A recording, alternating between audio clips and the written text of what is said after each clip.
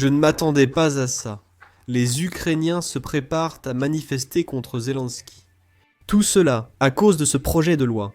Le projet de loi numéro 12414. Une loi qui vient d'être adoptée au Parlement ukrainien, il y a quelques heures, avec un vote de 263 voix contre 13. Selon cette loi, les deux agences indépendantes de lutte contre la corruption en Ukraine, le Bureau National Anti-Corruption, NOBU, et le Bureau du procureur spécialisé anticorruption, sont désormais sous l'autorité du gouvernement ukrainien. La corruption gouvernementale est un problème majeur en Ukraine depuis leur indépendance, ce qui a mené à la révolution de Maïdan en 2014. Et ces agences ont été créées après cette révolution pour s'assurer que le gouvernement ukrainien et les responsables ukrainiens deviennent de moins en moins corrompus. Et c'est exactement pour cette raison que les citoyens ukrainiens et les soldats ukrainiens sont très furieux. Parce que comment une agence peut-elle surveiller la corruption au sein du gouvernement si c'est le gouvernement lui-même qui la supervise? C'est pourquoi ces agences étaient indépendantes, dès le début. Mais selon cette loi, cela pourrait changer. À l'heure où j'enregistre ceci, ce projet de loi nécessite encore la signature du président ukrainien Zelensky pour devenir une loi officielle. Cela s'est peut-être déjà produit, mais nous n'avons pas encore de confirmation, car cette loi a été introduite par l'administration Zelensky. Et c'est pourquoi il y a des appels publics à manifester dans le centre de Kiev pendant que nous enregistrons cette vidéo. Si cela se produit, ce serait la première fois que nous verrions une manifestation contre le gouvernement ukrainien depuis le début de l'invasion russe à grande échelle. Et il n'y a pas que les citoyens, même des soldats, appellent à manifester devant le bureau présidentiel ce soir, comme vous pouvez le voir à l'écran. Alors voyons exactement ce qu'était ce projet de loi, ce qu'il retire, et pourquoi les Ukrainiens sont aussi en colère. Je sais que chaque fois que je parle des bots russes qui n'aiment pas nos vidéos, beaucoup de gens dans les commentaires disent que je mens juste pour que plus de gens aiment mes vidéos. Eh bien, devinez quoi? Google vient de confirmer que la Chine et la Russie mènent toutes les deux des campagnes de propagande parrainées par l'État sur YouTube. Et tout récemment, YouTube a dû supprimer 11 000 chaînes qui étaient financées par le gouvernement chinois et le gouvernement russe. Comme vous pouvez le voir, nous ne mentons pas quand nous disons que les gouvernements dépensent des millions, voire des milliards de dollars pour contrôler ce que le public étranger voit. Et c'est pourquoi votre aide compte plus que jamais. Cliquez sur les boutons j'aime et s'abonner ci-dessous pour aider cette vidéo si vous avez une seconde. Ce tweet de Devana Ukraine explique vraiment en détail ce qui se passe en Ukraine et pourquoi c'est un problème aussi important. Abordons le sujet. Certains éléments pourraient vous perturber, particulièrement si vous êtes tombé dans le culte de la personnalité et voyez Zelensky comme un héros. Mais ce n'est pas de la propagande russe. Vous trouvez ces rapports dans les médias ukrainiens et même dans la presse internationale réputée. Le G7 et l'Union européenne ont déjà réagi à ces événements. En cas de doute, vous pouvez toujours consulter l'intelligence artificielle. Premièrement, l'Ukraine vise à rejoindre l'Union européenne et s'est vu confier une série de tâches à accomplir avant l'adhésion. Cela comprenait une longue liste de lois à adopter et d'institutions à établir. Dans le cadre de la réforme anticorruption, l'Ukraine, à la demande de l'Union européenne, a créé le Bureau national de lutte contre la corruption. Le Bureau national de lutte contre la corruption. Le bureau du procureur spécialisé. Anticorruption. Le bureau du procureur spécialisé dans la lutte contre la corruption. Et le bureau de la sécurité économique de l'Ukraine, le bureau de la sécurité économique de l'Ukraine. Ces organismes devaient agir comme une unité spéciale combinant forces spéciales, détectives anticorruption et agents des lois économiques. L'Union européenne exigeait que ces organes soient indépendants du gouvernement, avec une direction choisie par une compétition transparente et équitable, et non par nomination politique. C'est important, car c'est précisément ce que vise ce projet de loi. Ces institutions ont commencé à travailler aux côtés de journalistes et d'activistes anticorruption, comme le Centre d'action anticorruption et Bipsinfo, entre autres. Puisqu'il n'y a pratiquement pas de corruption parmi les citoyens ukrainiens ordinaires, elle est entièrement concentrée au sein du gouvernement. Les enquêtes ont donc ciblé les responsables officiels, les agents des douanes et les ministères. Ils ont découvert de la corruption au sein du bureau présidentiel, prétendument dirigé par Andriy Yermak. Arrêtons-nous ici un instant, car il s'agit d'une personnalité d'une grande importance. Yermak est le chef de cabinet du président ukrainien, Zelensky. Et en plus de cela, il est également une figure clé au sein du Conseil national de sécurité et de défense. Vu de l'extérieur, il est le bras droit de Zelensky, avec une influence extraordinaire. Et c'est pourquoi beaucoup de médias le qualifient de deuxième homme le plus puissant d'Ukraine, juste après le président Zelensky. Depuis le début de cette invasion en 2022, ils sont inséparables, partageant des bunkers en temps de guerre, apparaissant ensemble lors de visites sur le front, et travaillant conjointement sur des initiatives de paix. Il a déjà visité les États-Unis plusieurs fois lors de visites officielles, parfois même seul. Il n'accompagnait pas Zelensky. Et c'est pourquoi il y a une certaine controverse autour de lui, surtout à Washington. Beaucoup à Washington considèrent qu'il a trop de pouvoir, car il n'est pas seulement le chef de cabinet. Il contrôle la politique étrangère, le renseignement, les nominations judiciaires et les récits médiatiques. C'est pourquoi de nombreux diplomates américains s'inquiètent du fait qu'une seule personne non élue contrôle trop de prises de décision, ce qui peut être risqué dans une démocratie, surtout en temps de guerre. Maintenant que vous savez à quel point cet homme est important et qui il est, revenons à ce rapport. Yermak a blâmé ses adjoints et s'en est sorti indemne. Puis est venue la révélation de la corruption. Ensuite, il y a eu des révélations de corruption directement liées au ministre de la Défense Reznikov, qui a démissionné mais a évité toute sanction. Un autre scandale a impliqué le vice-premier ministre Tcherntsov, qui a refusé de revenir en Ukraine depuis l'étranger après avoir été démasqué, jusqu'à ce que Zelensky le convainque de rentrer. Non seulement il a évité les accusations, mais il a choqué en conservant son poste. En troisième lieu, Alexandre, un vétéran de guerre, a gagné le concours pour le poste au Bureau de la sécurité économique d'Ukraine. Le gouvernement n'avait pas le droit légal de refuser sa nomination. L'Union européenne a sélectionné les candidats, et le vote en Ukraine était indépendant. La seule fonction du cabinet était de nommer officiellement le gagnant. Mais Zelensky a demandé de remplacer le vétéran de guerre indépendant par un candidat loyal lié au bureau présidentiel. La commission a refusé. Ainsi, sur ordre de Zelensky, le cabinet a violé la loi ukrainienne et a refusé de nommer le vainqueur.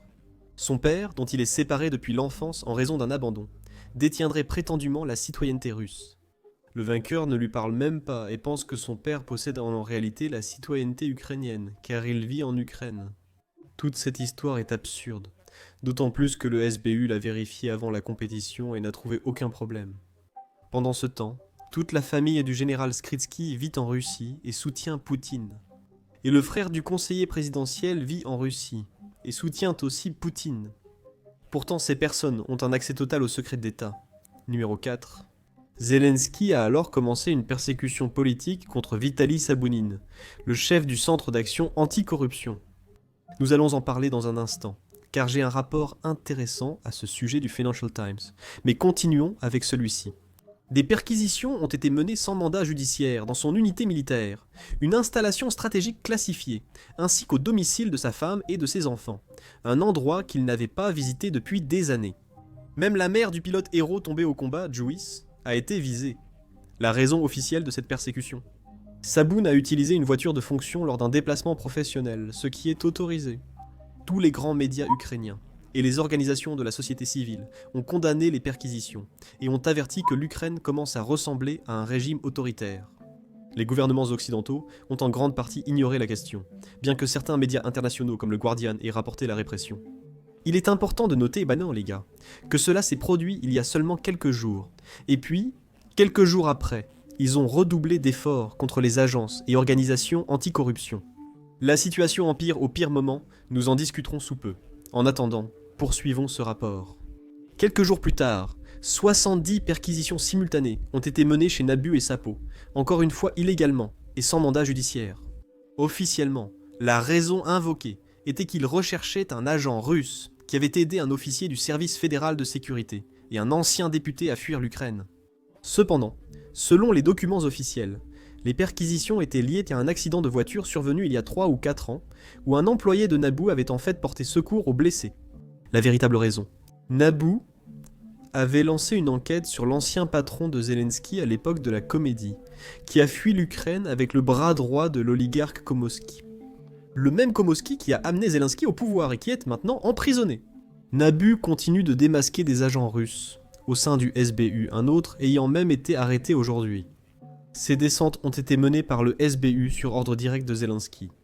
Ils affirment avoir trouvé un agent russe chez Nabu, ce qui ne serait pas étonnant. Les agents russes sont partout. Mais cet incident a déclenché un tollé international.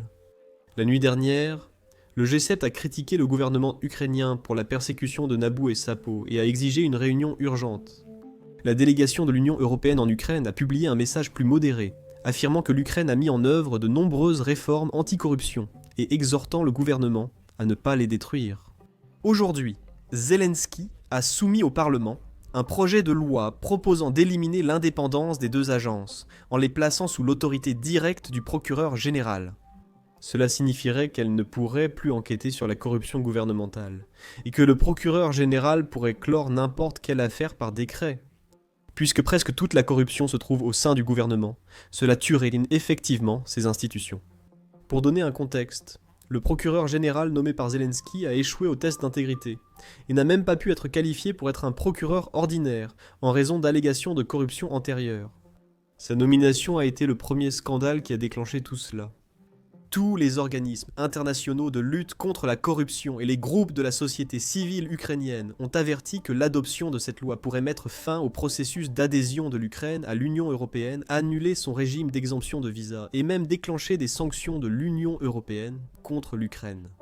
Mais cela n'a pas arrêté les députés de Zelensky, qui détiennent la majorité parlementaire et n'ont pas besoin des autres factions pour faire adopter les lois. La loi aussi n'a été adoptée, et bloquer la tribune parlementaire n'a pas aidé. Même les tentatives de destituer le président du Parlement pour avoir enfreint la procédure en inscrivant le projet de loi de Zelensky à l'ordre du jour ont échoué. Donc en essence, la Russie a obtenu ce qu'elle voulait. Maintenant, c'est tout simplement triste. Je ne comprends pas pourquoi je ris, mais le vrai problème est l'absence d'explication du gouvernement et de Zelensky sur la nécessité de leurs actions. Il n'y a absolument aucun argument sur la raison pour laquelle cette loi doit être adoptée. Pourquoi ce projet de loi doit devenir une loi ? Des sanctions contre l'Ukraine, similaires à celles imposées à la Géorgie, sont maintenant probables. J'espère que notre adhésion à l'Union européenne et l'exemption de visa ne seront pas annulées, mais le risque de suspension est très élevé. Aujourd'hui, le gouvernement de Zelensky lui-même et ses députés au Parlement ont trahi la révolution du Maïdan, ont trahi l'Ukraine et ont trahi tous les Ukrainiens en faisant exactement ce que la Russie a essayé de faire à travers Yanukovych. C'était le président Yanakov, avant la révolution de 2014. Le timing de la situation actuelle empire les choses. Trump vient d'approuver 10 milliards de dollars d'aide, et la perception des États-Unis et de l'administration concernant l'Ukraine évolue, mettant plus de pression sur la Russie. Et putain, il y a ça. 10 milliards de dollars étaient censés aller sur les lignes de front.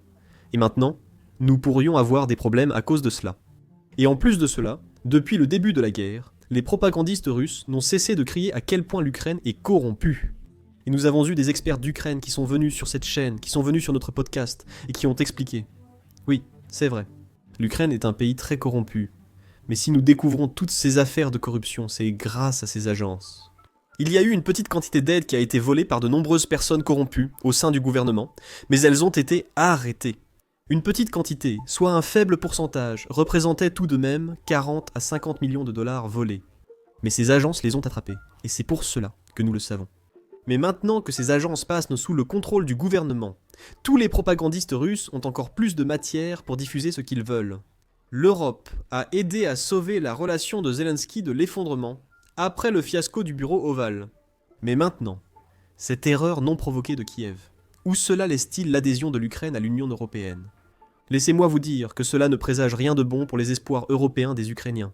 Car voici une déclaration que nous venons de recevoir du ministère allemand des Affaires étrangères.